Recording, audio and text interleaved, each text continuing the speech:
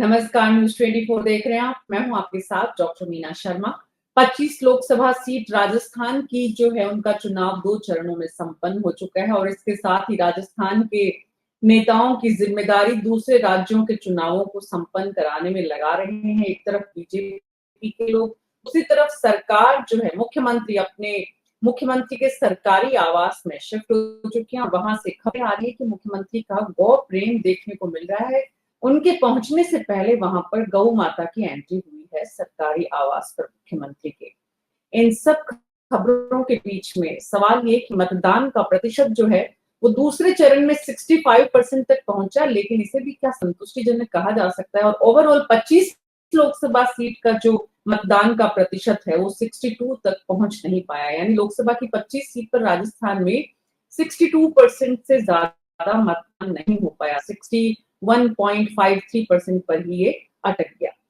ऐसे में अब चुनाव के बाद अटकलें लगाई जा रही हैं, कयास तमाम तरह की जो कम मतदान हुआ वो किसके पक्ष में गया, ज्यादा जहां हुआ वो किसके पक्ष में गया। बाड़मेर जैसलमेर लोकसभा सीट पर सबसे ज्यादा मतदान पूरे राजस्थान में हुआ, 75+ हुआ और वहां पर सबसे ज्यादा हेडलाइन बटोरी रविंद्र सिंह भाटी ने। रविंद्र सिंह भाटी विधायक से सांसद बन पाते हैं कि नहीं ये देखना होगा, लेकिन इसके अलावा हैट्रिक बनाने की जो तैयारी बीजेपी की थी उसमें कितना कांग्रेस और तमाम विपक्ष मिलकर वाकई में हैट्रिक को रोक पाने में कितना सफल होता दिख रहा है। मतदान का जो रुझान है उस हिसाब से वो एक राजस्थान के लिहाज से हम समझने की कोशिश कर रहे हैं कि अब जो तमाम नेताओं की चिंता है वो किस तरह से बढ़ रही है, क्योंकि अभी बहुत इंतजार करना पड़ेगा।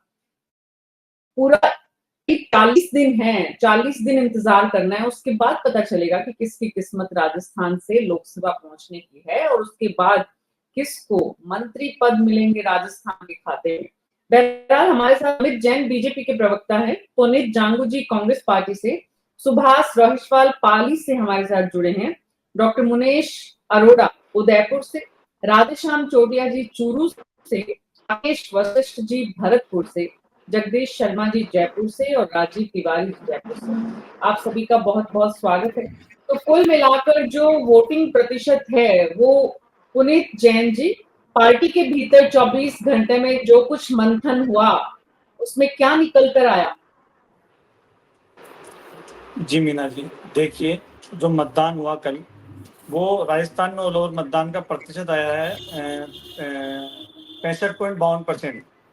ये पिछले जो 19 तारीख को जो मतदान हुआ था उससे काफ़ी बेहतर रहा है और होना तो और ज़्यादा चाहिए था कि लोकतंत्र के लिए अच्छा रहता है कि ज़्यादा से ज़्यादा मतदान हो, लेकिन 65% का जो रेशो निकल कर आया है ये बहुत अच्छा रेशो है और भारतीय जनता पार्टी पूरी तरह से संतुष्ट है। हम जो 25 मिशन 25 है हमारा और जो 400 पार का नारा है उसके तहत हम बिल्कुल सफल हो रहे हैं और कल का दिन हमारा बहुत अच्छा रहा है।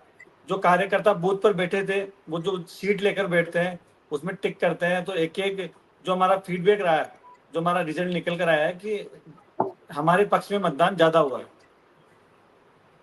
जी मतदान भले ही कम हो कोई फर्क नहीं पड़ता, हमारे पक्ष में ज्यादा होना चाहिए, इम्पोर्टेंट ये है। पुनीत जांगू जी तो इस बात को और बेहतर ढंग से बता सकते हैं, क्योंकि कांग्रेस पार्टी हर बार ये कहती है कि कम मतदान होने का मतलब कांग्रेस के पक्ष में मतदान होना, मतलब कितना विरोधाभास, कितना दुर्भाग्यजनक, लेकिन कड़वी हकीकत, सच्चाई। तो पुनीत जांगू जी, अमित जैन जी कह रहे हैं कि कम हुआ कोई बात नहीं है, हर 100 में से 42 लोगों ने वोट दिया, उसके बाद 38 लोग जो हैं वो वोट नहीं दे रहे हैं, कोई फर्क नहीं पड़ता। देखिए मैम, एक तो पिछले 10 सालों का जो राजनीतिक घटनाक्रम रहा है, भारतीय जनता पार्टी ने जिसे भ्रष्टाचारी कहा है उसे कुछ दिनों बाद अपनी पार्टी में शामिल कर लिया, उसके ऊपर से भ्रष्टाचार के सारे आरोप खत्म हो गए, तो इससे आम जन में लोकतंत्र के प्रति जो विश्वास था वो भी खत्म हुआ है। इनके मतदाताओं को जो इनको लगातार वोट देते आ रहे थे, मुझे ऐसा लगता है कि उनमें से काफी लोग इस चीज से आहत भी थे कि भाई आप हमें कह रहे हो कि फलाना आदमी भ्रष्टाचारी भाजपा ज्वाइन कर लेता है तो ऐसी कौन सी वॉशिंग मशीन है जिसमें धुल कर वो एकदम साफ सुथरा हो जाता है। आप देखिए, अजीत पवार जी की वाइफ के ऊपर से 25,000 करोड़ के मामले पे उन्हें क्लीन चिट दे दी गई चुनाव से पहले।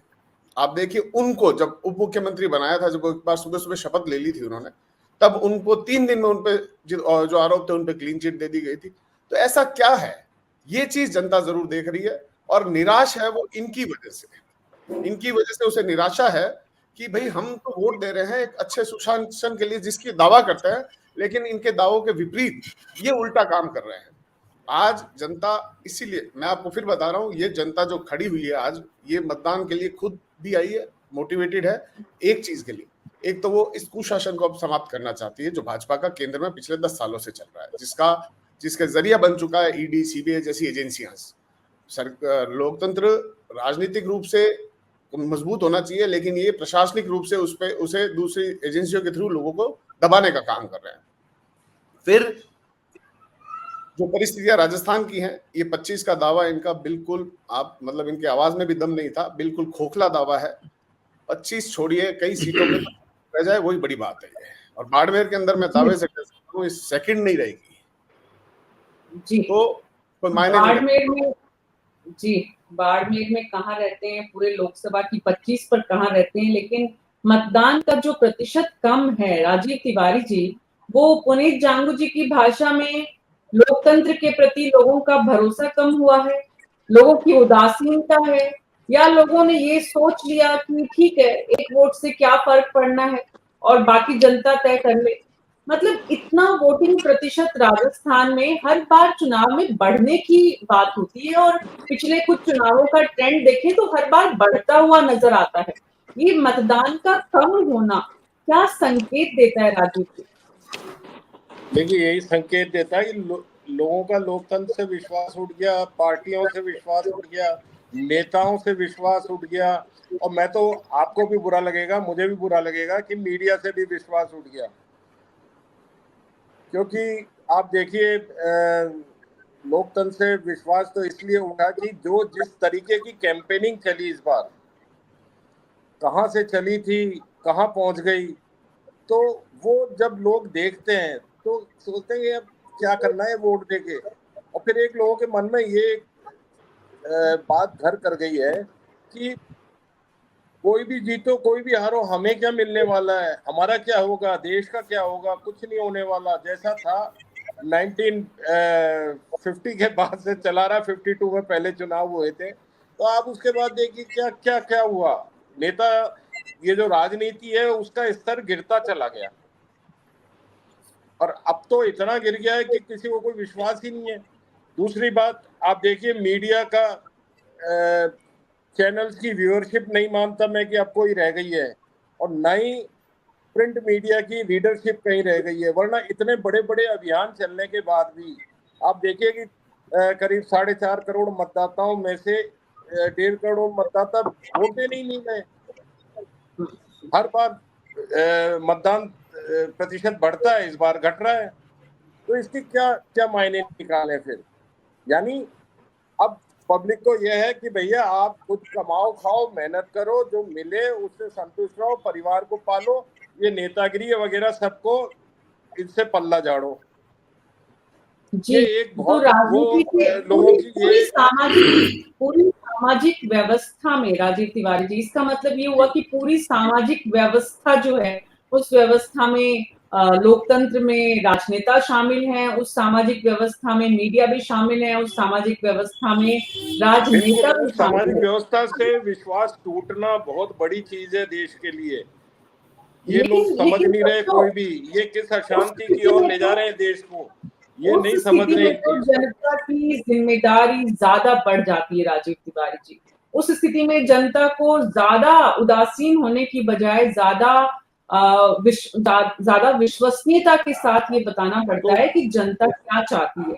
अगर जनता उदासीन होकर बैठ जाती है तो जिन तरह की ताकतों की हम चर्चा कर रहे हैं उनको और ज्यादा बढ़ावा मिलता है। मेरा व्यक्तिगत रूप से हमेशा मानना है, और सिर्फ मानना नहीं है Rajiv Tiwari ji, with due respect, आप सब सीनियर लोग हैं, लेकिन जो जर्नलिज्म करना चाहते हैं उनके लिए हमेशा जर्नलिज्म करने के रास्ते खुले हुए हैं और हमेशा उनके लिए प्लेटफॉर्म भी अवेलेबल रहते हैं। देखिए, जर्नलिज्म के रास्ते खुले, मैं उससे नहीं कह रहा हूँ, जर्नलिज्म अपना कर्तव्य भी निभा रहा है। कितने आप देखिए कैंपेन चलाए जा रहे हैं कि ज्यादा से ज्यादा जाकर मतदान करो, हर व्यक्ति को मतदान करना ये है। कुछ लोगों ने कुछ इनाम भी घोषित किए कि जो करेगा या जो अपनी सेल्फी डालेगा उसकी फोटो भी डालेंगे, सब कुछ देंगे, सब तरीके की करी कोशिश। लेकिन जर्नलिज्म करेगा जब आदमी का विश्वास ही टूट जाएगा। जी, विश्वास तो क्यों चाहे वो टूटेगा? जर्नलिज्म वो हो, सारी चीज है। चाहे वो राजनेता हो, चाहे वो राजनीतिक दल हो, भारत ही नहीं दुनिया भर में इस बात का समाज गवाह रहा है कि जब जब कोई भी ताकत ज्यादा समाज को लगता है कि वो ताकत समाज के लिए अच्छी नहीं है, तो समाज खड़ा हो जाता है। आज की तारीख में समाज इस बात को महसूस नहीं कर रहा है, या समाज को लगता है जो व्यवस्था चल रही है वही ज्यादा अच्छी है, क्योंकि कहीं ना कहीं तो समाज रिएक्ट करता है। अगर वो वोटर के रूप में भी रिएक्ट नहीं कर रहा है, अगर वो सड़क पर आंदोलनकर्ता के रूप में भी रिएक्ट नहीं कर रहा है, अगर वो एक आम नागरिक के रूप में अपने अधिकारों को लेकर भी रिएक्ट नहीं कर रहा है, तब तो फिर सोचने की बात है कि हम कहाँ खड़े मैं हैं। यही तो कह रहा और हूँ, चिंता की बात तो है ही। यही तो मैं चिंता व्यक्त कर रहा हूँ कि ये सबसे बड़ी चिंता आज पूरे देश के हर सिस्टम के लिए, चाहे से वो सरकार हो, चाहे से विपक्ष हो, चाहे से सामाजिक संगठन हो, चाहे से सामान्य नागरिक हो, हर एक के लिए बहुत बड़ी चिंता का विषय है। आप तो देखिए ये कि चिंता कोविड के बाद से जब एक महामारी आई और उसके बाद जब लोगों ने देखा कि अब उनका कोई सहारा नहीं है, वो खुद ही खुद के सहारे हैं, तो उनकी मानसिकता बदल गई। आप देखिए उसके बाद से कोई बड़े प्रदर्शन नहीं हुए, कोई बड़े आंदोलन नहीं हुए। हेलो, हो गया सर। क्योंकि अब लोगों ने रिएक्ट करना छोड़ दिया। ये एक बहुत बड़ी बात है और इस सब के पीछे हमारी व्यवस्था जो है वो सबसे बड़ा इसके पीछे कारण है। तो ऐसे में राजनेता और राजनीतिक दलों की जिम्मेदारी ज्यादा बढ़ जाती है। जगदीश बिल्कुल शर्मा जी, बहुत बढ़ जाती है, लेकिन वो निभाना नहीं चाहते इस जिम्मेदारी को। इस जिम्मेदारी से तो पल्ला झाड़ना चाहते हैं, बचना चाहते हैं। निभाना इसलिए नहीं चाहते क्योंकि राजनीति एक तो बहुत मुश्किल करियर हो गया है। आज की तारीख में करियर बोलना सही होगा, और अगर इससे किसी को आपत्ति होगी तो निश्चित ही उसे बहुत ताकत लगानी पड़ेगी इसे प्रूव करने के लिए।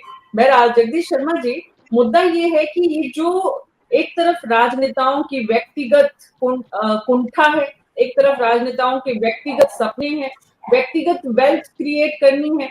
आज जो चमकते सितारे राजकुमार रौत और रविंद्र सिंह भाटी है, ये भी बिना पैसे के तो चुनाव नहीं लड़ सकते थे।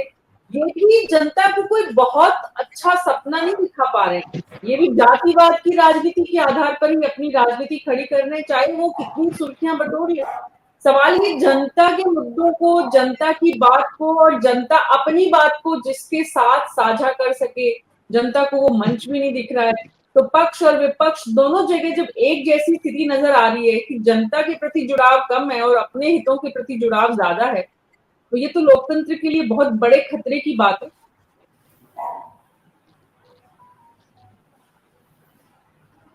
देखिए मीना जी, ये बहुत ही बड़ा, आपने बहुत ही भारी भरकम सा सवाल मेरे ऊपर रख दिया है, जिसका जवाब देना है। जवाब देने का मतलब है कि लोकतंत्र पे डिबेट करना। लोकतंत्र कहाँ से खतरे में है मेरी समझ में नहीं आ रहा है।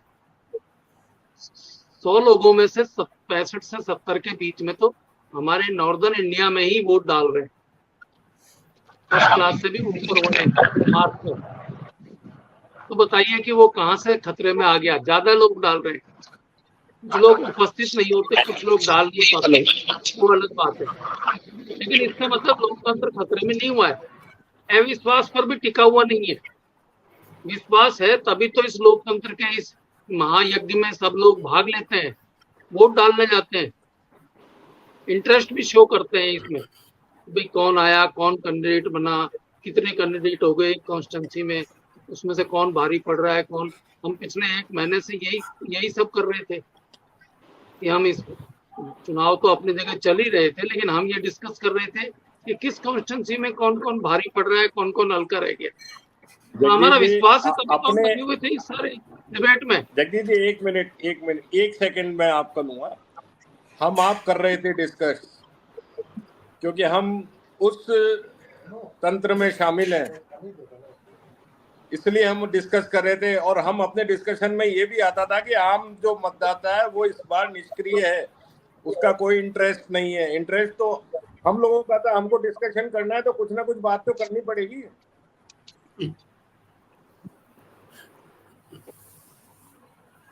देखिए ऐसा है तिवारी साहब, आपकी बात में कुछ थोड़ा बहुत दम हो सकता है, लेकिन आप उड़ा नहीं थोड़ा सकते बहुत ही उसको है, ऐसे। थोड़ा बहुत ही है सर।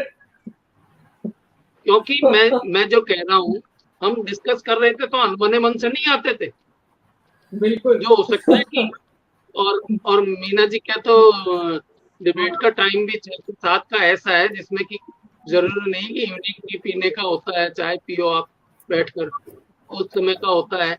उसमें हम जो है 1 घंटा यहाँ बैठे हैं, रोजाना की प्रतिभागिता अपनी दर्शाएं और फिर उसमें डिस्कशन भी करें, अच्छे बुरे का भी नाप तोल करें। क्यों कर रहे हैं मेरे समझ में नहीं आ रहा। इसलिए कर रहे हैं कि हम लोकतंत्र के प्रति हमारी विश्वास और आस्था अभी है और जर्नलिज्म से हम जुड़े हुए हैं, और इस जो महायज्ञ है चुनाव का महायज्ञ, इसमें हम अपनी भी भूमिका निभाते हैं। तो सवाल ये है कि एक तरह की चीजें होती हैं तो आदमी धीरे धीरे उनसे उकताने लगता है। ये मानव व्यवहार है और आचरण के तरीके से इसका इसको स्वीकार किया जाता है कि आदमी जो रूटीन की चीज है वो उससे थोड़ा सा उकताने लगता है कि उसको कुछ बदल। अब हम चुनाव वैसे ही कर रहे हैं, वैसे ही मतदान हो रहा है, वैसे ही चुने जा रहे हैं और वो लोकसभा में पहुंच रहे हैं लोग या विधानसभा में पहुंच रहे हैं। तो वो रूटीन हो गया है एक तरीके से। इस रूटीन की मोनोटोनी को तोड़ा जाना चाहिए। तोड़ेंगे कैसे? कि हम लोकतंत्र को और सफल और मजबूत बनाने के लिए कुछ अपनी तरफ से नए प्रयोग करें, कुछ नए सिरे से। हमने आज तक अपने सांसद से कोई क्वेश्चन ही नहीं किया। हमने अपने इलाके के विधायक से क्या, वार्ड पार्षद से भी हमने कभी क्वेश्चन नहीं किया कि नाली ये गंदी क्यों है, क्योंकि हम खुद भी तो उसी मन स्थिति में ही घूम रहे हैं।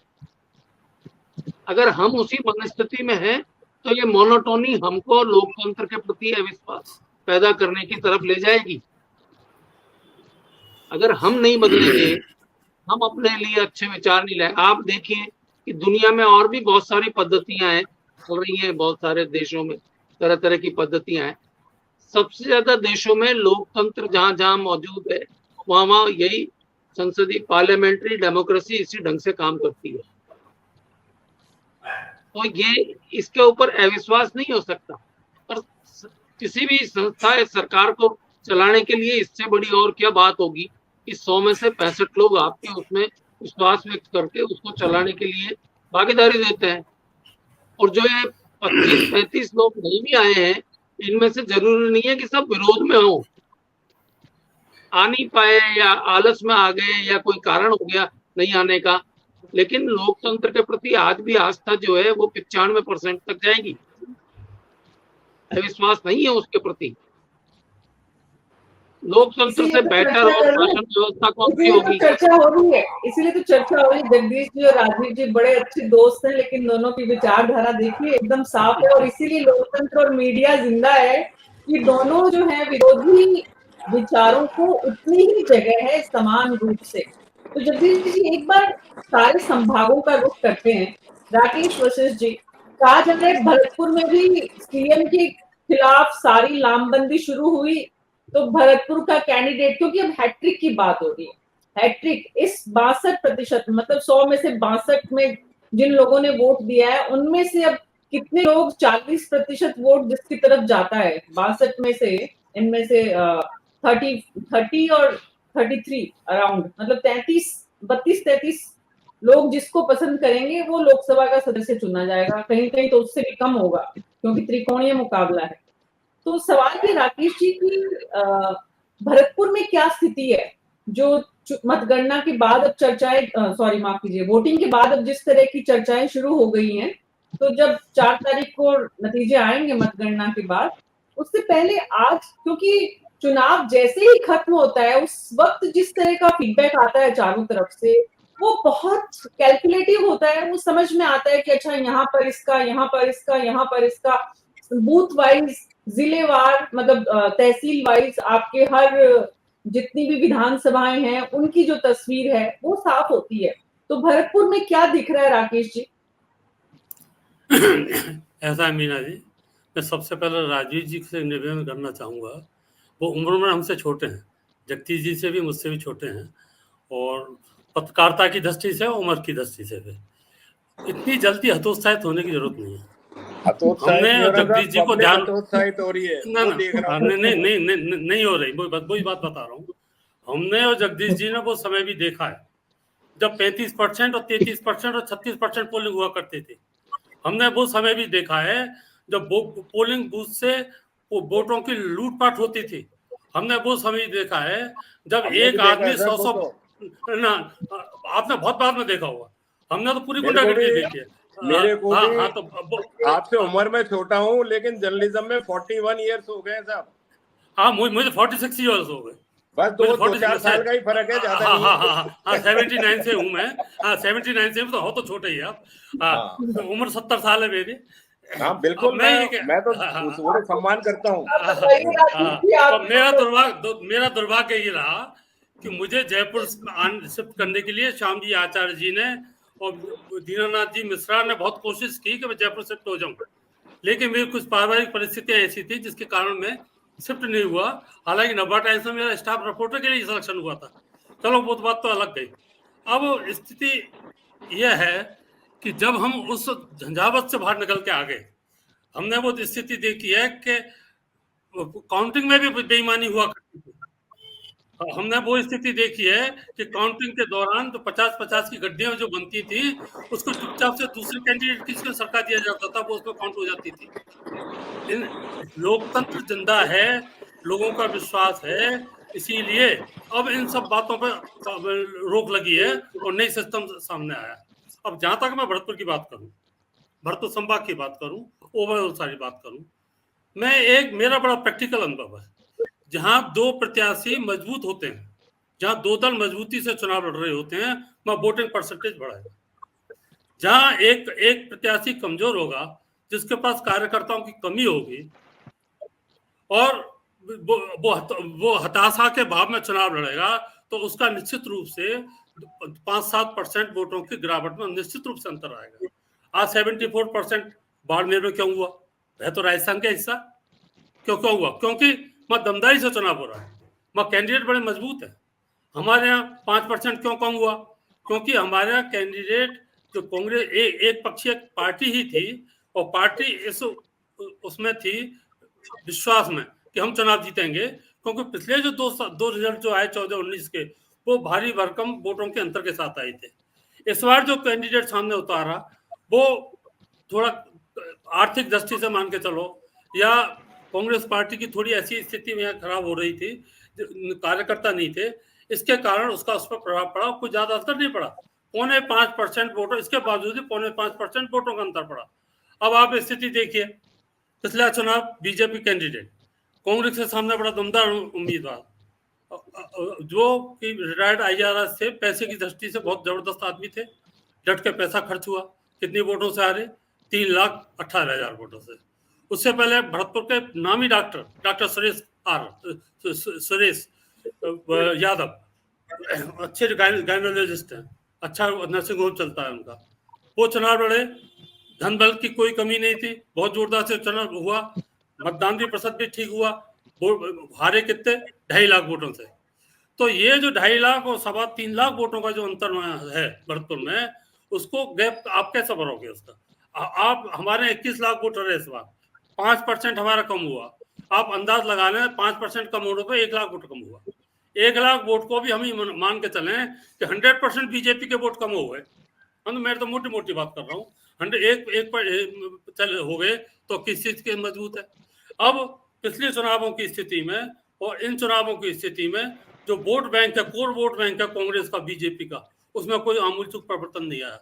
एक शुरू में संभावना थी, जिस दिन 19 तारीख को वोटिंग हुआ, कि शायद सचिन पायलट के कारण गुजर मूवमेंट करेगा, गुजर वोट मूवमेंट करेगा। लेकिन अब जो बाद में सारी रिपोर्ट आई, तो वहां एक और किस्सा है। जब मेवात इलाका है, आपका मेवात इलाके में आपका कामा और नगर आता है, जब मेव यूनाइट होता है तो उसकी प्रतिक्रिया अदर कास्ट पे होती है, और वहां सबसे ज्यादा जो मार्शल कौम है गुजर है। तो गुजर वोट अब की बार लामबंद होकर के जो हमारी इस अवधारणा को उसने खारिज किया कि वो इस बार कांग्रेस को जा सकता है, बीजेपी को गया, क्योंकि उनको तो झगड़ा उनसे रहता है आपस में। ऐसी सारी स्थिति ये बनी, शुरू में ही लगा, जिस दिन वोटिंग हो रही थी हमको भी लगा कि या तो मैं ही मान के चलता हूँ, जगदीश जिस बारे में ज्यादा बता सकते हैं, कि जो अपना कन्वेंसिंग का जो ट्रेंड है वो पिछले समय से काफी चेंज आया है और लगातार चेंज आ रहा है। लेकिन अब की बार आपके पोलिंग बूथ पे भीड़ नहीं, कार्यकर्ताओं की भीड़ नहीं, कांग्रेस का तो कोई तख्ता ही नहीं था, तखत ही नहीं था। हमारे शाम को और पत्रकारों की जो बातचीत हुई, हमने पूछा कहाँ गए भाई, सबने अपनी अपनी बताई, साहब कांग्रेस कहीं दिखाई नहीं दी। पर मैं हल्ला कैसे है कांग्रेस का? हल्ला ये ऐसा कांग्रेस जीता कि क्यों कि वोटिंग कम हुई है। तो वोटिंग कम होने का पहले ही नैरेटिव बनता था कि जो रूलिंग पार्टी है वो चुनाव जीतेगी, लेकिन अब ना वोटिंग बढ़ने का और ना वोटिंग कम होने का, इस बात का कोई नैरेटिव नहीं बना सकते आप कि कौन पार्टी जीतेगी कौन नहीं जीतेगी। लेकिन हमारे यहाँ स्थिति जो अब तक के चुनाव नतीजे हैं, पार्टी की जो स्थिति है और जो जिस हिसाब से यहाँ लोगों का रुझान रहा है, यहाँ के एक प्लस पॉइंट अब की बार जरूर रहा हमारे संभाग में, जो ब्राह्मण वोट है जो पहले बिखरता था, एक मुश्त नहीं जाता था, वो पहले ट्रेडिशनली कांग्रेस का समझा जाता था।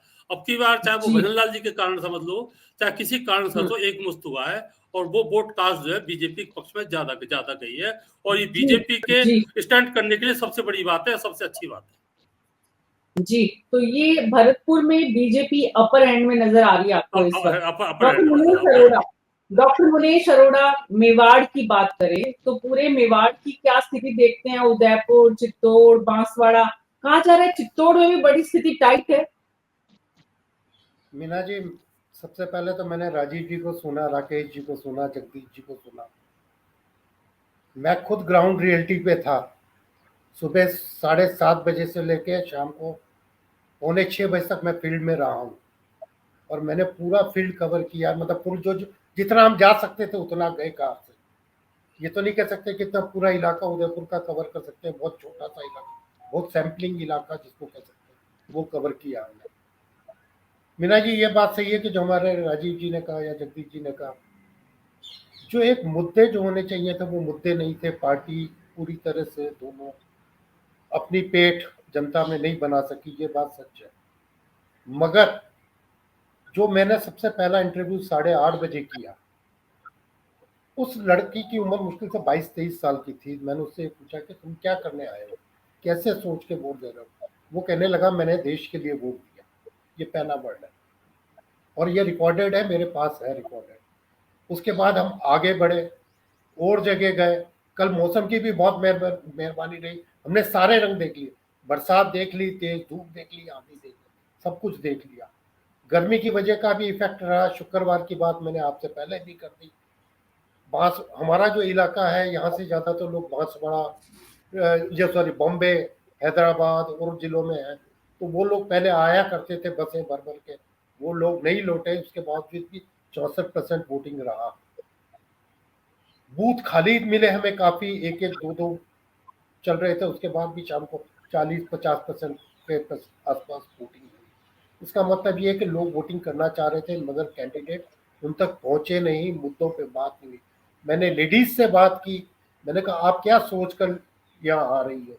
तो उन्होंने कहा हम राम मंदिर को सोच के आ रहे हैं। किसी ने कुछ और कहा, कुछ ने गांव की गलियों की समस्याएं बताई। ये नहीं है कि जनता जागरूक नहीं है, जनता जागरूक है। और एक इंसिडेंट तो ऐसा हुआ मीना जी, शाम को 4:30 3:30 बजे के आसपास वल्लभ नगर में थे। एक कार्यकर्ता किसी बुजुर्ग लेडी को लेके आया, वो मोटरसाइकिल पे बैठी थी, उसकी साड़ी फंस गई और वो गिर गई, उसके हाथ की हड्डी टूट गई। उसके बावजूद भी उसने वोट किया। मैंने सुबह 3 लड़कियां मुझे मिली जो कि 18, 19, 20 साल की थी। उनसे बात की, मैंने कहा क्या सोच करके आप वोटिंग कर रहे हो, क्या करके आ रहे हो? उन्होंने कहा ना वो शिक्षित है, ना वो कोई वर्किंग क्लास है, वो शाम आम गांव की किसान लेडी जैसे होती है, घर हाउस वर्किंग लड़कियां थी, 18, 19, 20 साल की होंगी। तो उन्होंने कहा हम राम मंदिर को सोचकर वोटिंग कर रहे हैं। तो जो मुद्दे हैं टीवी के जरिए चले गए, वो लोगों को प्रभावित करते रहे हैं, वो इम्पोर्टेंट रहा है एक लहर के। मेरे साथ मेरे एक खास मित्र जैसे जगदीश जी की उम्र के हैं, वो थोड़ा सा आइडियोलॉजिकली कांग्रेस विचारधारा के मगर है जर्नलिस्ट, मेरे बहुत परम अजीज है, हम 30-40 साल से साथ हैं। वो बार बार ये कहते रहे कि यार ये तो एक तरफा जा रहा है, बातचीत आप रिकॉर्ड कर रहे हो, एक तरफा जा रही है, गोदी मीडिया का आरोप लगेगा। मैंने कहा ये कैसे कह सकते हो आप कि हम गोदी मीडिया, हमें नहीं पता कि अगली बार हमें कौन मिलने वाला है, हम अगले स्टॉप पे जाएंगे हमें कौन मिलेगा, हम तो वो रिकॉर्ड कर रहे हैं जो लोग हमें मिलते जा रहे हैं, हम कोई चुन के थोड़ी ना बुला रहे हैं किसी को। अगर हम किसी को चुन के बुलाते या किसी के घर पे जाते तो कोई बात होती, हम तो चलते रहा, एक वोटर निकल रहा है या जा रहा है उससे बात कर रहे हैं। अब वो क्या विचार रख रहा है वो उसके निजी विचार है, हमने तो कोई सिलेक्शन किया नहीं है जो हम पे ये आरोप लगे। हाँ ये बात जरूर है मीना जी के मुद्दे सोशल मीडिया से और टेलीविजन से और अखबारों से ज्यादातर टीवी और सोशल मीडिया से लोगों तक पहुंचे, क्योंकि मोबाइल बहुत एक्टिव है और लोगों तक वो जो पेनिट्रेट कर रहा है उनके दिमाग में असर डाल रहा है, वो जो देख रहे हैं उस पर बात कर रहे हैं। जहां तक बात रही, मैंने 90 साल के लोग से भी बात की है, 85। सबसे पहली बात मीना जी आपको बता दूं, जो मेरे जहां मैं खुद वोट देने गया सुबह 7:30 बजे, वहां 2 जने थे जो 90-95 की एज के थे और वो व्हील चेयर पे थे। तो ये क्या, और हम ये कहते हैं ना कि लोग निकलते नहीं है, लोग निकलते हैं, मगर बहुत सा कारण ये रहता है मीना जी के कुछ परिवार के लोग बाहर चले गए, नौकरियों में बच्चे हैं, उनका नाम यहाँ जुड़ा हुआ, वो कहीं हैदराबाद में है, बॉम्बे में है, गुड़गांव है, पुणे है, और जो यहाँ के मेवाड़ी लोग हैं, यहाँ के जो बड़े बड़े लोग हैं, जितने गांव के एरिया के लोग हैं, वो ज्यादातर बाहर है। वो पहले बसों से भर के आते थे, कांग्रेस ने तो पहले भी आरोप लगा दिया कि हमारे पास तो पैसा ही नहीं है, हम अब क्या पहले वो बसें से लाने का खर्चा वो देते थे, या उनको लाया नहीं जा सका, या चुनाव आयोग की इतनी सख्ती हो गई कि वो जो धनबल था वो पूरी तरह से इफेक्टिव नहीं हुआ, उसकी वजह से वोट परसेंटेज थोड़ा सा डाउन हुआ। और मीना जी एक बात और मैं बता दूं कि गर्मी का भी असर रहा, शुक्रवार की बात मैं आपको कर ही चुका हूं, और सबसे बड़ी बात है कि मीना जी पुरुषों से ज्यादा महिलाएं मुझे दिखी जी, और महिलाओं में भी शेखावाटी 5 कॉन्स्टिट्यूएंसी है जहां पर महिलाओं ने वोटिंग ज्यादा की है बनिस्बत के पुरुषों को, तो उसमें उदयपुर भी शामिल है। सुभाष जी के पास जाती हूँ मैं, मुनेश जी। सुभाष जी, पाली की स्थिति, मारवाड़ का रुख अगर हम करते हैं तो मारवाड़ में जोधपुर, पाली, दालोद, सिरोही, यहाँ पर आपको क्या स्थिति नजर आ रही है? कैंडिडेट्स जो है कौन ज्यादा मजबूती से निकलता हुआ साफ दिख रहा है? हैट्रिक का जो रास्ता रोकने वाले कैंडिडेट है वो कितने सफल हो पाएंगे?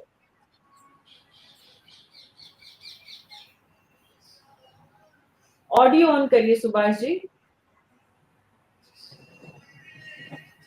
पाली की अगर बात करें तो 4 महीने पहले ही विधानसभा के चुनाव हुए हैं, और इस 4 महीने पहले जो विधानसभा चुनाव हुए थे, अभी जो लोकसभा के चुनाव हुए, उसमें भी मतदान के अंदर गिरावट आई है। तो ये भी कहीं न कहीं जो दोनों दल है उनकी कार्यशैली और प्रचार को लेकर के सवाल खड़े करता है कि 4 महीने पहले अगर वोटिंग कम हुई थी तो कितनी तैयारियां की थी, कितनी तैयारियों में कमी रही थी, उसकी पोल साफ साफ खुलते हुए नजर आई।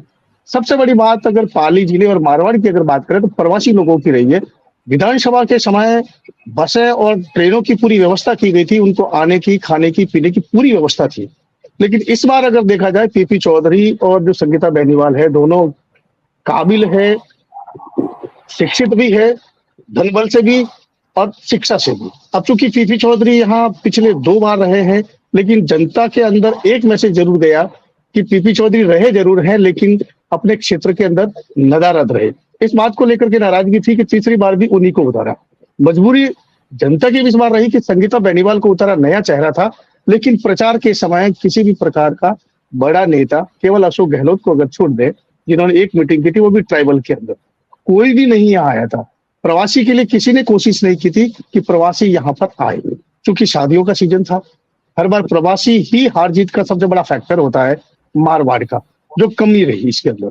तो वोटिंग परसेंटेज की अगर बात करें तो पिछली बार 62.6% रहा था और इस बार 57.3% के करीब रहा। 5% से ज्यादा की जो कमी रही है, इसको लेकर के अगर चर्चा जो चल रही है हार जीत को लेकर के, कौन निकलेगा, क्या करेगा, तो मार्जिन मोटा मोटा इतना नहीं रहेगा जितना पहले रहा था। लेकिन पीपी चौधरी का जो दबाव रहा है, मोदी फैक्टर जो रहा है, हमने भी लोगों से बात की थी, जिस तरीके से बूथ के ऊपर गए थे, जो फर्स्ट टाइम वोटर थे, तो पहला सवाल एक ही निकलता था कि हम देश के लिए वोट कर रहे हैं, पार्टी से हमें किसी से कोई मतलब नहीं है। फर्स्ट टाइम से लेके एक 95 ईयर ओल्ड थी लेडी, उन्होंने से बात की तो जो ब्लाइंड थी, दिव्यांग थी, तो उनसे पूछा कि माता जी आप जो आए हैं, घर से निकल के आए हैं, किस प्रकार के वोट दे करके आए हैं, क्या सोच करके आए हैं? तो मारवाड़ी में उन्होंने बताया कि राम जी को मंदिर बन दियो हमारे, वो सब बड़ी बात है। मतलब लोगों में आज भी चार्म है, राष्ट्रीय मुद्दे जरूर है, स्थानीय मुद्दे भी हावी रहे, लेकिन जिस तरीके के प्रचार प्रसार में कमी रही है, इसका खामियाजा जरूर दोनों दलों को भुगतना पड़ेगा। मीना जी। जी जी, तो नमित जैन जी, एक बात तो साफ है, सब लोगों का एक सुर में ये मानना है कि भले ही राष्ट्रीय मुद्दे, राम मंदिर, तमाम तरह की चीजें हैं, लेकिन कैंडिडेट्स के लेवल पर हर जगह, हर लोकसभा में उतने प्रयास लोगों को साथ लेने के नहीं हुए जितने की होने चाहिए, जितने की अपेक्षित थे, जितने की पिछले चुनावों में हुए, तुलनात्मक रूप से भी कम हुए। तो इसको लेकर दो बातें बहुत कॉमन रूप से सभी के द्वारा चर्चा में की गई कि बीजेपी जो है वो तो अति आत्मविश्वास में लोगों को बाहर साथ लेकर नहीं आ पाई। इस बात को आप भी मानते हैं? पार्टी के भीतर भी इस बात को लेकर चर्चा है कि ये अति आत्मविश्वास बीजेपी का था, जिसकी वजह से आप भले ही प्रवासी नहीं आए, जैसा सुभाष जी ने कहा, डॉक्टर मुनेश अरोड़ा ने कहा कि कामगार जो लोग बाहर हैं, जो कि प्रवासी का एक दूसरा रूप है, लेकिन कुछ घर में भी जो महिलाएं हैं जिनको ले जाने वाले नहीं थे, जनरली जब कैंडिडेट के लेवल पर प्रयास होते हैं, पार्टी के लेवल पर प्रयास होते हैं, तो थोड़ा सा ये मार्जिन बढ़ने की चांसेस रहती है। नमित जी, पार्टी के भीतर इस बात को लेकर चर्चा है? जी मीना जी, देखिए कम मतदान होना सभी पार्टी के लिए नुकसानदायक है। भारतीय जनता पार्टी में इसको लेकर मंथन हुआ है। पहले जो पहले चरण का मतदान था उसको लेकर भी मंथन हुआ था। हम आश्वस्त थे कि हम जीत रहे हैं, लेकिन कम मतदान होना लोकतंत्र के लिए सही नहीं है। और हमने इसका किया, जो आप प्रवासी की बात कर रहे हैं, वाकई में प्रवासी जो वोटर्स थे वो नहीं आ पाए, उसका खामियाजा तो देखो कहीं ना कहीं दोनों पार्टियों को ही होगा कि हो सकता है वो कौन सी पार्टी को मत कर रहे हो। लेकिन भारतीय जनता पार्टी पूरी तरह से आश्वस्त है। जैसे कि जगदीश जी बता रहे थे, राकेश जी बता रहे थे कि पहले कम प्रतिशत हुआ करता था। 2009 का चुनाव था, उसमें 48% मतदान हुआ था। तो इतनी ज्यादा घबराने की जरूरत नहीं किसी को भी। मतदान कम हुआ है ये गलत है, बाकी कोई दिक्कत नहीं है। हमने बूथ पे, मैं खुद बूथ पे रहा हूँ। 19 तारीख को पहले चरण का मतदान था, तब भी मैं बूथ पर था, और कल भी मैं बूथ लेवल पर रहा हूँ, और अलग अलग लोकसभा क्षेत्रों में गया हूँ। हमने सीटें मंगा ली, कल रात को हमने एनालिसिस किया, तो हमारे जो वोटर्स है, जो हमारे कार्यकर्ता है, वो पूरी तरह से लगे हुए थे। और वोटर्स का तो हमने निकाला, लोगों में जो था कि भारतीय जनता पार्टी को, मोदी जी एक जो ब्रांड है, मोदी जी को लेकर लोगों ने वोट किया। आप चाहे किसी भी पत्रकार या किसी भी मीडिया चैनल से बात करेंगे तो यही निकल कर आएगा कि लोगों में मोदी जी को लेकर क्रेज था। और अमूमन यही होता है, ज्यादा मतदान गुस्से में होता है। लोग कहते हैं कि इनको हटाना है, इनको करना है, तो ये वाली चीज रही है लोगों में। राम मंदिर, धारा 370 जो 10 साल के कार्य मोदी जी ने किए, उसको लेकर लोगों में उत्साह था और उन्होंने वोट किया। गर्मी का भी असर रहा, शादी विवाह का सीजन मतलब आप उस नैरेटिव को बदल रहे हैं आज अपनी बात से कि अगर ज्यादा मतदान होता है तो बीजेपी के पक्ष में होता है। आपका कहना है ज्यादा मतदान होने का मतलब सरकार के प्रति नाराजगी होना होता है और इसलिए ज्यादा मतदान नहीं हुआ। नमित जी, 25 सीट में से कौन सी सीट है जिस पर आपको चुनौती दिख रही है? जी कहीं चुनौती नहीं है। हम तो जो पिछली बार का जो मतदान प्रतिशत था, जितना हमारा जीत का प्रतिशत था, हम तो उसको बढ़ा के बात कर रहे हैं। जहां 3 लाख वोटों से जीत दर्ज करी थी, जयपुर की सीट में हम 4 लाख वोटों से जीते थे, वहां 5.5 लाख वोटों से जीतेंगे।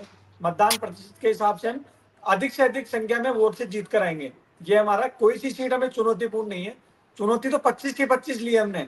हम आत्मविश्वास में नहीं रहे और हमने काम किया है, लेकिन पूरी 25 की 25 सीट बहुत अच्छे अंतर से जीते हैं। कहीं कोई संघर्ष की बात नहीं है। आप देख लीजिए, कांग्रेस के जो नेता थे, कांग्रेस के जो प्रत्याशी थे, चुनाव लड़ने के लिए मना कर रहे थे और फील्ड में निकले ही नहीं।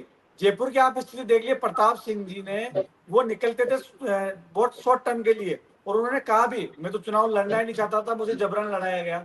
और यही स्थिति इनकी 25 सीटों पर दिखी, कहीं भी संघर्ष नहीं दिखा। चाहे वो जालोर की सीट ले लो, अकेले वहां वैभव गहलोत जी संघर्ष करते नजर आए। प्रताप सिंह खातिरियावाद से जैसे हथियार डाले, वैसे हथियार तो शायद पूरे प्रदेश की बाकी 24 लोकसभा सीट पे किसी ने भी नहीं डाले होंगे। बहरहाल पुनीत जानू जी, मुद्दा ये है कि बीजेपी अगर ये कहती है कि वो 25 की 25 सीट पर जीत रही है, तो कहीं ना कहीं थोड़ा उनको ग्रेस मार्क्स देना चाहिए, क्योंकि 2 बार से वो 25 जीत रहे हैं।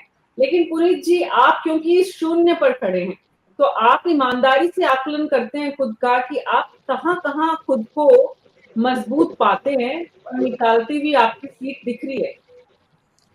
मैं मारवाड़ से शुरू करना चाहूंगा। बाड़मेर, जोधपुर, जालौर। बाड़मेर में बीजेपी कहीं भी टक्कर में नहीं है। रविंद्र सिंह भाटी और उमेदाराम बेनीवाल, इन दोनों में टक्कर होगी। भारतीय जनता पार्टी शायद अपनी जमानत बचाने में सफल हो जाए। जालौर के अंदर कांटे की टक्कर है, जोधपुर में कांटे की टक्कर है।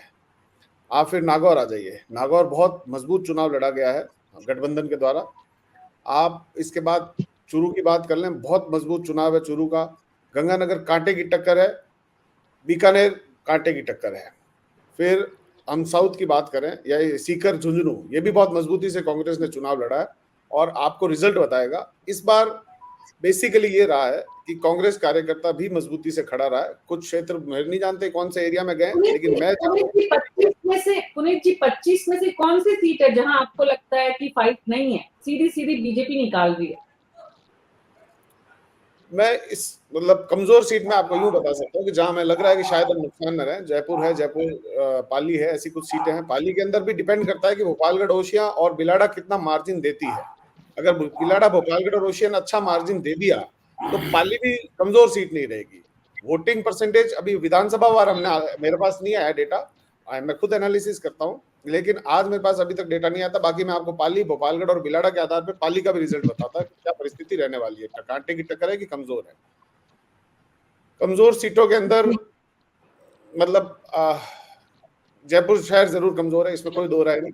राजसमंद कमजोर है, इसमें कोई दो राय नहीं। बेसिकली इन दो को मैं ज्यादा कमजोर मानता हूं। बाकी हर जगह कंपैरेटिवली चुनाव मजबूती से लड़ा है और कहीं ना कहीं जो आत्मविश्वास लोगों का कम हुआ था वो इस चुनाव में उन्होंने, जनता इस बार चुनाव लड़ रही थी। मैंने आपको पहले भी कहा था कि इस बार जनता भी चुनाव लड़ रही थी।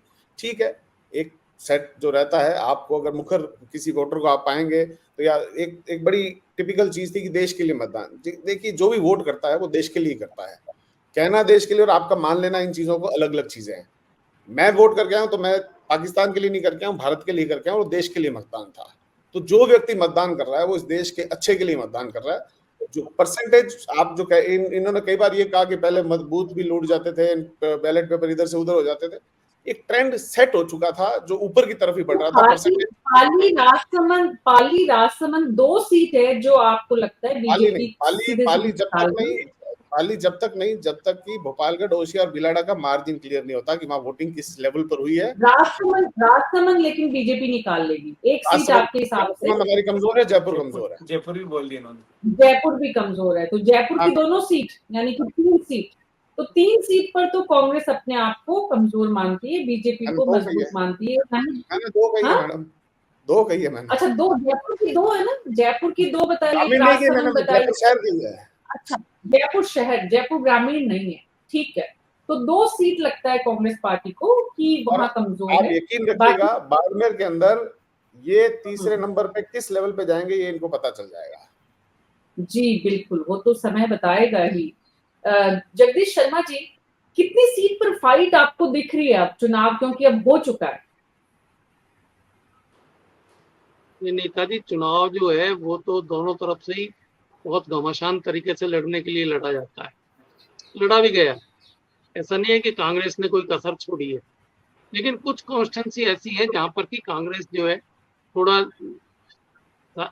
सामान्य तौर पर ही ढीली नजर आ रही थी। ढीली का मेरा मतलब कि उन्होंने लड़ाई तो अपनी तरफ से पूरी लड़ी, लेकिन मतदाता का रुझान जो है वो थोड़ा सा ज्यादा भारतीय जनता पार्टी की तरफ था। इसका कारण ये भी है कि इन्होंने इश्यूज भी गिनाए। जैसे बड़ा इशू तो है मोदी ब्रांड। मोदी ब्रांड को लेकर बहुत जबरदस्त क्रेज था इस बार, पहले भी था लेकिन इस बार और भी ज्यादा क्रेज बन गया है कि मोदी के नाम पे वोट पड़ रहा था। आपने विधानसभा में भी देखा होगा, विधानसभा में इस बार भारतीय जनता पार्टी ने अपना कोई कैंडिडेट घोषित नहीं किया था चीफ मिनिस्टरशिप के लिए, और भारतीय जनता पार्टी की तरफ से यही कहा गया कि कमल का निशान हमारा यही ब्रांड है, बस यही चुनाव वो है चेहरा, तो इस पे वोट दीजिए। ये लोकसभा के चुनाव में आते आते और ज्यादा क्लियर हो गया, और ज्यादा स्ट्रांग हो गया। तो मतलब मोदी क्योंकि यहाँ ब्रांड पर होते क्या है हुए भी आपका मानना है कि फाइट जबरदस्त हुई है, मोदी ब्रांड होते हुए भी कांग्रेस ने फाइट दी है। हाँ, कांग्रेस ने फाइट की है, ऐसा नहीं है कि नहीं है। जैसे मैं आपको बताता हूँ, 200 सीट है, 200 सीट में बहुत ही शानदार फाइट है। मैं समझता हूँ कि इस बार जो है 25 के बजाय अगर 24 रह जाए सीट तो कोई गलत बात नहीं है। तो इसी उसमें तरीके से दौसा सबसे झुंझुनू, नंबर 1 आपके हिसाब से कांग्रेस को मिल रही है, अगर 24 आती है तो दौसा कांग्रेस को मिल रही है, दौसा और झुंझुनू 2 सीटें 23 ऐसी आती हैं है तो जहां दौसा पर और की, झुंझुनू हो गई है। हाँ, हाँ, जहां पर की संभावना जो है ऐसी है कि इस बार 23 और 2 हो जाए, ये मुझे लगता है। तो 25 से 23 तक आ सकती है। राजीव तिवारी जी, आप कितनी सीट देख रहे हैं? मैं तो अभी दोनों को ही 25-25 दे रहा हूँ। मैं मतगणना करने तो बैठा नहीं हूँ।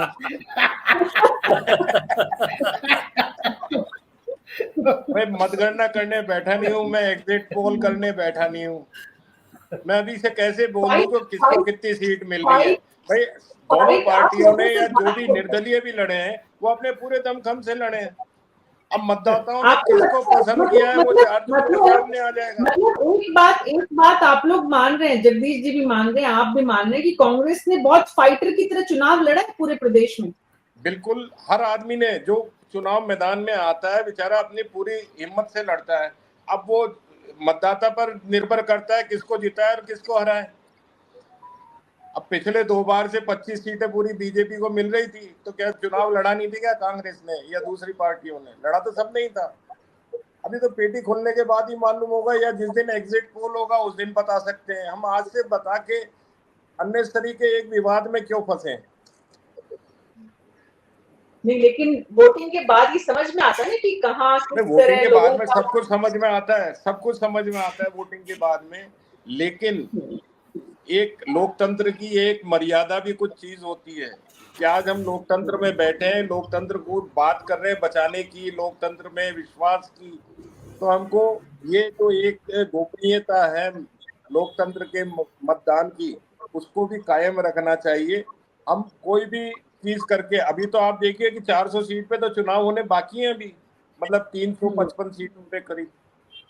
तो फिर अभी तो हुए कितने से 102 और 88 190 सीटों पे ही हुए हैं 545 में से। बाकी सीटों पे होने बाकी हैं।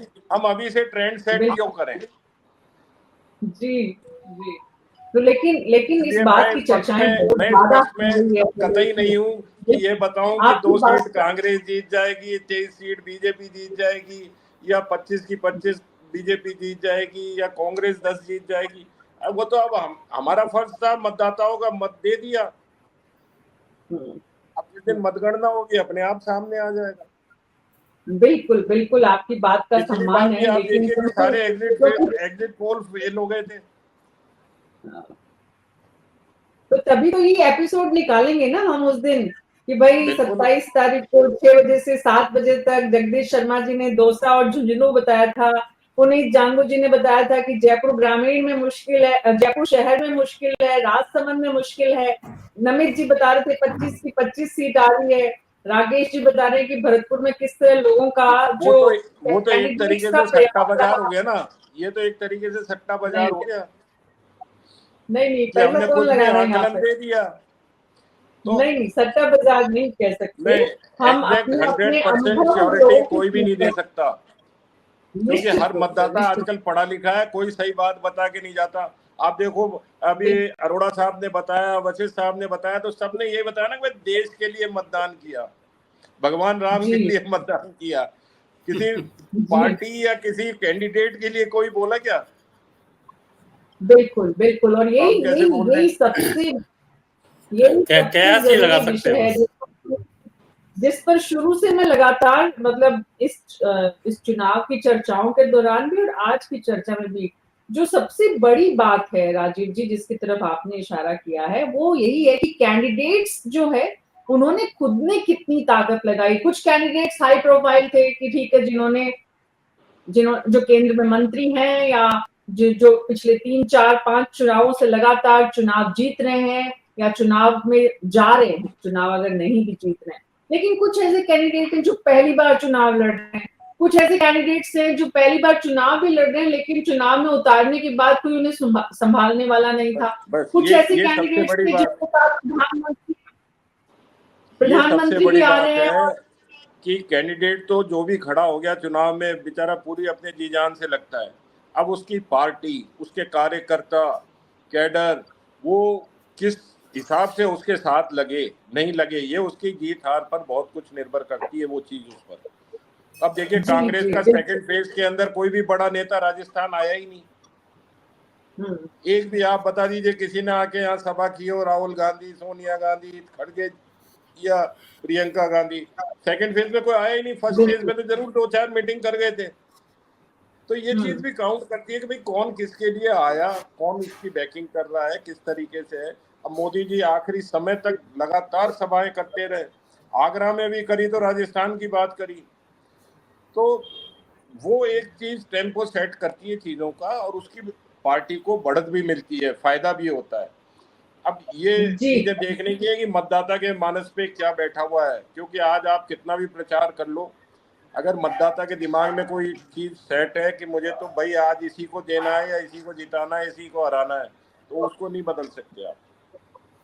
जी बिल्कुल। तो एक बात जो राजीव जी आपने कही उससे ये पूरे चुनाव के दौरान चर्चा का विषय रही और ये इसलिए जरूरी है क्योंकि उस प्रदेश से, राजस्थान से अशोक गहलोत जो कि पूर्व मुख्यमंत्री हैं, उन्हें पार्टी अपना राष्ट्रीय अध्यक्ष बनाना चाहती थी। उस प्रदेश में और लोकसभा की 25 सीट पर कांग्रेस पार्टी केंद्रीय नेतृत्व के लिहाज से बहुत ही बेचारगी की स्थिति में रही। डॉक्टर मुनेश अरोड़ा, पूरे मेवाड़ में भी कोई बहुत बड़ा नेता आपने देखा हो सभी सीट पर, तो बेचारे कैंडिडेट्स का थोड़ा उत्साह बढ़ता। मीना जी, ये बात सही है कि कांग्रेस काफी जगह पर अपने जो स्टार प्रचारकों को नहीं उतार सकी। कैंडिडेट जैसे उदयपुर में ही दोनों ही अफसर आए हैं, बीजेपी से भी एक अफसर लड़ा और कांग्रेस से भी एक अफसर लड़ा, दोनों ही पार्टियों से नहीं, मगर बीजेपी के पीछे लगातार फोर्स काम करती रही, कांग्रेस के पीछे कोई काम करने वाला नहीं था। सिर्फ एक अशोक गहलोत की वो मीटिंग हुई, वो भी एक रिसोर्ट के अंदर हुई, यही हालत सब जगह से रही। मीना जी, बात यह है कि लोकसभा की तासीर और विधानसभा की तासीर बहुत अलग होती है। लोकसभा का चुनाव जो होता है बहुत बड़े क्षेत्र में होता है, वहां कैंडिडेट का पर्टिकुलर कांटेक्ट करना बहुत मुश्किल होता है। वहां मुद्दे ही इंपॉर्टेंट होते हैं जो हिट करते हैं कैंडिडेट के चुनाव को। हम लोग जितना कवर कर सके, जितना हम देख सके, उसके हिसाब से पूरे मेवाड़ के अंदर देखा जाए, जैसे महेंद्रजीत मालवीय को लेके आए, उस दिन सरेंडर की बात हुई थी। मीना जी, भीमराज जी आज है नहीं तो मैं उनको बताता।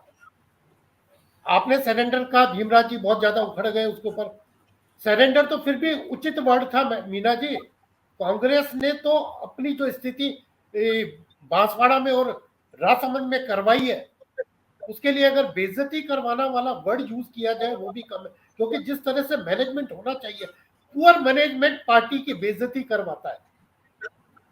ये बहुत स्पष्ट है कि पुअर मैनेजमेंट अगर पार्टी करती है तो उससे पार्टी की बेइज्जती होती है। सरेंडर करना तो बहुत इज्जत वाला, मैं आपसे डिबेट नहीं कर सकता, मैं इज्जत से अलग हो जाता हूँ डिबेट से, ये तो हुआ सरेंडर। मगर पार्टी का मिसमैनेजमेंट कराकर पूरी, अभी बांसवाड़ा की स्थिति अगर मीना जी देखी जाए तो बड़ी अजीबोगरीब रही। कांग्रेस को ये कहना पड़ा हमें वोट मत दीजिए, जिसको प्रधानमंत्री तक ने पूरा नेशनल इशू बना लिया। राजसमंद के अंदर कैंडिडेट आया, वो कहता मुझे तो, मैंने तो मांगा ही नहीं था, मैं तो हार के हटा था, मुझे कैसे दे दिया, पार्टी नेतृत्व पर ही उन्होंने आरोप लगा दिए। तो जो स्थिति ग्राउंड लेवल पे कांग्रेस की रही है, मैं पूरे फील्ड में घूमा हूं तो ग्राउंड लेवल पे कांग्रेस को संभालने वाला जो नेता होना चाहिए था, जो स्थानीय जो नेतृत्व कर, जो विधानसभा के चुनाव लड़ सके, वो भी सशक्त रूप से वो नहीं उतरे। उनको तो सशक्त रूप से उतरना चाहिए था ना। अगर वो सशक्त रूप से उतरते तो नेचुरल।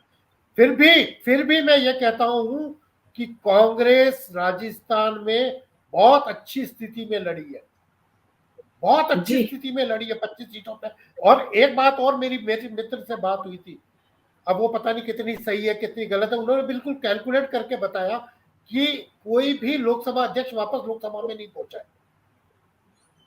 आप जितने भी लोकसभा अध्यक्षों को देखो वो लोकसभा कोटा की स्थिति पे आप सीधा सीधा मतलब आपका संकेत मैं नहीं जानता कि सच है क्या गलत है, मगर उन्होंने जो कैलकुलेट करके बताया, उन्होंने जो कैलकुलेट करके बताया, मैं तो वो एक तो अपने यहाँ भी मिथ वो चलते हैं, झलकियां चलती है, तो वो भी एक तरह की ये झलकी हो गई उनकी तरफ से कि साहब कोटा से मतलब कोई भी लोकसभा देख नहीं जाता। बाकी जो चर्चा ये भी तो है कि कोटा लोकसभा अध्यक्ष बनने के बाद अगर चुनाव ओम बिरला जीतते हैं तो उन्हें क्या मिले, और हारते हैं तब तो आपने पहले ही बता दिया कि लोकसभा मतलब बड़ी, इसमें कोई दो राय नहीं है कि कोटा में फाइट बता रहे हैं, ज्यादातर लोग कोटा में फाइट बता रहे हैं। राकेश वशिष्ठ जी, हैट्रिक का रास्ता रोकने का प्रयास जितना कांग्रेस पार्टी ने किया अपनी कैपेसिटी में, आज जो भी स्थिति है उसमें हैट्रिक रुकेगी बीजेपी की? राजस्थान में पूरे देश में? राजस्थान में तो देखो बीजेपी का अपर हैंड है। दूसरी बात यह कि 25 सीटों में से हम कितनी जीत पाएंगे, कितनी नहीं जीत, भाजपा कितनी जीत पाएगी, कितनी नहीं जीत पाएगी, ये घोषणा करना बड़ा बेईमानी होगा, क्योंकि हम बैठे हुए हैं भरतपुर के अंदर। हम भरतपुर की स्थिति या भरतपुर के आसपास की स्थिति का तो अवलोकन करके बता सकते हैं, वहां के जातिगत समीकरणों को बता सकते हैं, लेकिन और जो स्टेट की और जो बाकी की जो सीटें हैं उनका तो अनुमान केवल हम मीडिया के थ्रू या अपने साथियों के थ्रू जो बातचीत होती है उसके अनुसार ही लगा सकते हैं। लेकिन एक बात मैं बाड़मेर की सीट के बारे में जरूर कहना चाहता हूँ, और वो ये बात कि जब वहां जातिगत समीकरण इस तरह के हो गए कि फाइट में एक जाति एकजुट हो रही है, तो इसमें या तो नुकसान होगा कांग्रेस का या नुकसान होगा बीजेपी का, क्योंकि उसकी जो अपोजिट जो पार्टी जाति है वो जाट कम्युनिटी है, वो एक साइड में जाएगी, चाहे किधर भी जाए। मुझे ये नहीं पता कि वो वहां की क्या स्थिति है, लेकिन मेरा अब तक के जो राजनीतिक जो अनुमान रहते हैं उसमें जो मुझे अनुभव है उसमें एक्शन का रिएक्शन होता है हर जगह। अगर ये लगेगा कि राजपूत पूरी तरीके से एकजुट हो रहा है तो उसका रिएक्शन उसकी दूसरी जो पार्टी है जिसका अगेंस्ट में जिसके कैंडिडेट है वो जाट कैंडिडेट भी एकजुट होने का प्रयास करेंगे। वो कितने % हो पाते हैं कितना नहीं होंगे, लेकिन एक कैंडिडेट को तो डपरा बैठ ही जाएगा, चाहे वो कांग्रेस का हो चाहे वो बीजेपी का हो। जहां तक स्थिति है, अब देखो हम ये बात कर रहे हैं कि कांग्रेस ने बहुत अच्छी फाइट की, तो एक बात बताइए, पार्टियां दो हैं, तो पार्टी दो है तो बीजेपी का जो विरोधी मतदाता है जो बीजेपी को वोट कास्ट नहीं करना चाहता वो कहाँ जाएगा? उसके सामने तो एक ही ऑप्शन है, या तो वो कांग्रेस को या फिर वोट डालने जाए। कांग्रेस पार्टी दरअसल चुनाव नहीं लड़ रही है, जनता ही चुनाव लड़ रही है कांग्रेस पार्टी की जगह। ये बात भी बहुत खुले रूप से सामने आई, बहुत बड़े वर्ग के द्वारा कही गई। विशेष साहब बांसवाड़ा में बाप लड़ रही है, उधर कम्युनिस्ट लड़ रहे हैं अमरा राम जी। कम्युनिस्ट तो एक ही जगह है ना, एक जगह कांग्रेस नहीं है।